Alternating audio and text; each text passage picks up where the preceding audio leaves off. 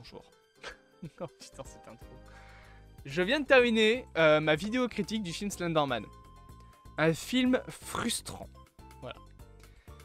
Mais, je me posais une question pendant les recherches d'images, etc. Je me suis dit, faisons une vidéo sur les creepypasta bien précisément. Et plus tard, on fera une vidéo sur les ARG également. Pourquoi? Parce que la question est-ce que les creepypasta peuvent être réellement de bons films? Alors, il faut déjà remettre en contexte, qu'est-ce que c'est une creepypasta?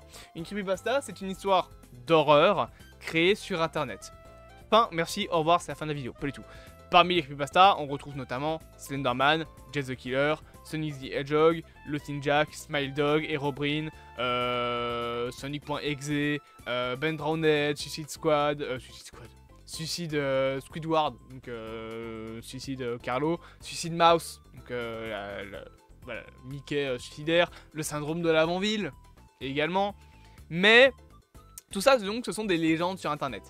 The Rake aussi, qui est maintenant plus considéré comme un SCP que comme une creepypasta, mais techniquement, c'était une creepypasta. Et en soi, même les SCP sont des creepypasta, même les backrooms techniquement sont des creepypasta.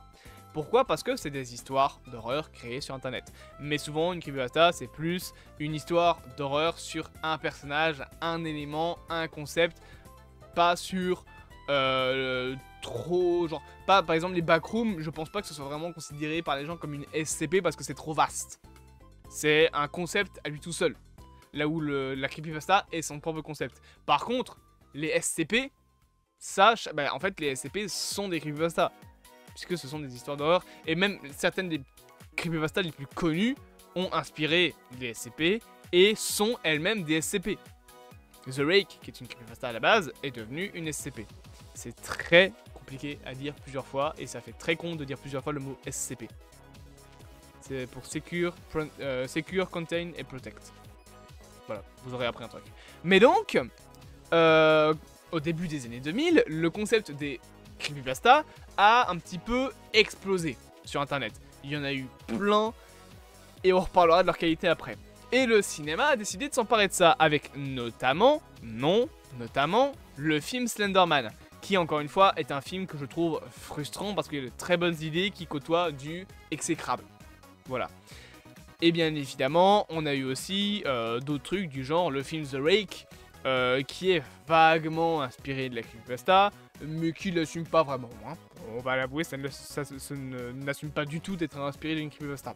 Pourquoi? Et je les comprends, parce que les creepypasta, mesdames et messieurs, je vais peut-être briser un mythe pour vous, mais c'est éclaté au sol. En termes de scénar. T'as des creepypasta qui sont très bien, bien évidemment. Slenderman est une très bonne creepypasta, je trouve. Mais la plupart des creepypasta sont des scénarios claqués du cul. Par exemple, Sonic.exe, c'est de la merde.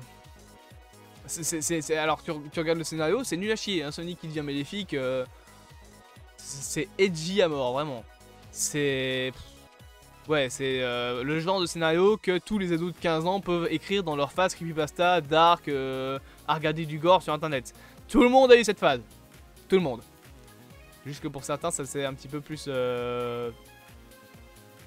accentué et ça va rester un petit peu plus longtemps. Coucou.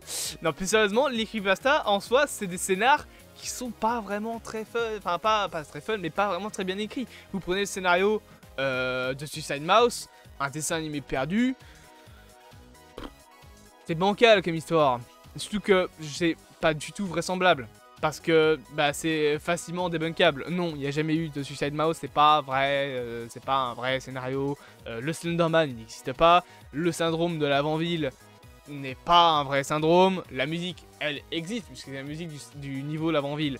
Mais il n'y a jamais eu de suicides rapportés qui ont pu être en lien avec le syndrome de l'Avant-Ville. Pareil pour Momo. Alors attention aux âmes sensibles.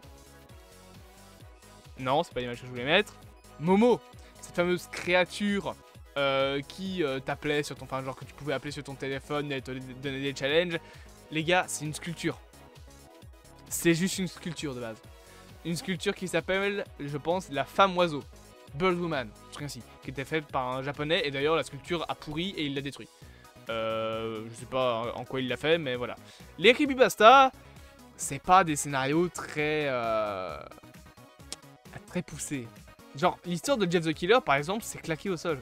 C'est le cliché de l'ado qui devient psychopathe parce qu'il a vécu des trucs dans son enfance. Vous savez que c'est tellement bancal comme scénario que ce genre d'histoires sont interdites sur le wiki officiel de la Fondation SCP. Oui, alors pour ceux qui ne savent pas, le wiki de la Fondation SCP est un truc où vous pouvez retrouver toutes les SCP. D'ailleurs, il me semble que je sais plus si j'ai encore des droits dessus. Je sais plus, mais je sais que j'étais admin d'un truc à ce moment-là sur le site. Mais donc, le wiki de la Fondation SCP rassemble toutes les SCP. Et d'ailleurs, c'est un bordel parce que tu as les SCP internationales, les SCP brésiliennes, françaises, anglaises. Et du coup, le SCP-0001, enfin SCP-001, voilà, c'est 3 chiffres. C'est un numéro d'SCP qui, en réalité, est le numéro de 45 SCP. Parce que tu as le 001, tu as le 000, enfin, tu as le 001-FR, anglais, enfin EN, BZ pour Brésil. BZ, c'est Brésil. Calmez-vous. Etc., etc. Mais bref, pour revenir au sujet, ce cliché de l'adolescent qui devient psychopathe après avoir vécu une aventure, qui a des pouvoirs super magiques et tout, vous savez que c'est tellement un truc bancal et edgy de fou que c'est interdit comme scénar pour une SCP sur le site. Tellement c'est de la merde. Et le truc, c'est que du coup, en sachant ça, est-ce que les SCP peuvent vraiment être autre chose que des films au scénario nul à chier? Déjà, les 3 quarts des SCP sont impossibles à faire. Pourquoi? Parce que les 3 quarts des des creepypasta, les 3 quarts des creepypasta sont pas vraiment très libres de droit. Hein. Sonic.exe, Herobrine, Ben Drowned, Suicide Squidward, le syndrome de l'Amanville, tout ça, c'est des creepypasta faits sur des univers. Donc tu pourras jamais avoir un film Ben Drowned. Ou alors il faudrait avoir les intérêts, enfin il faudrait avoir les accords de Nintendo, etc. Sauf que Nintendo ne donnera jamais son accord pour faire un film d'horreur sur Zelda. Minecraft à la limite pourrait donner son accord pour faire un film sur Herobrine. Mais vous imaginez vraiment un film sur Herobrine? Réellement? Les gars, s'il vous plaît. Juste le film Minecraft va être éclaté, alors un film Herobrine. Voilà. Et c'est le problème que j'ai en fait avec les creepypasta, c'est que c'est bien de fantasmer sur un film Jeff the Killer, etc. Mais Jeff the Killer en soi, c'est pas mieux que le dernier des Scream. Jeff the Killer en soi, c'est ça, hein, c'est Scream, sauf qu'il se cache pas. Hein. Dans Scream 6, c'est des ados qui tuent des gens. C'est tout. Et surtout, Jeff the Killer en soi n'a même pas de motivation. Parce que tu pourrais dire, ouais, il veut se venger de ceux qui lui ont fait du mal. Dans l'histoire, ceux qui lui ont fait du mal, il les a déjà butés. Avant de devenir psychopathe. Hein. Il a pas de motivation, c'est juste un tueur. Sauf que tous les tueurs ont une motivation. Même au plus profond d'eux. Enfin, là je rentre plus dans un débat psychologique, on va me dire oui, il y en a certains qui n'ont pas de motivation, oui, il y a certains tueurs qui font ça juste parce qu'ils ont des pulsions meurtrières. Certes, mais rien que les pulsions meurtrières en soi sont une sorte de motivation. Puisque c'est une motivation psychologique due à un trouble mental. Donc en soi, c'est une certaine forme de motivation. Quand je dis motivation, ça veut pas dire que ça les désinculpe de ce qu'ils ont fait. Hein. Motivation, c'est ce qui les motive à tuer.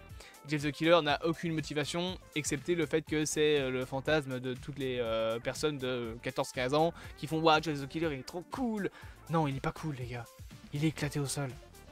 Vraiment, il est nul. C'est pourri comme histoire. C'est le genre d'histoire de merde que tu racontes au coin du feu avec tes potes. Quand t'as des potes. Parce que moi j'ai jamais de potes. Du coup, bon, est-ce que les creepypasta peuvent être vraiment autre chose que des mauvais films? Les creepypasta peut-être pas. Mais. Et si les ARG pouvaient être de bons films? Mais ça sera pour une autre vidéo.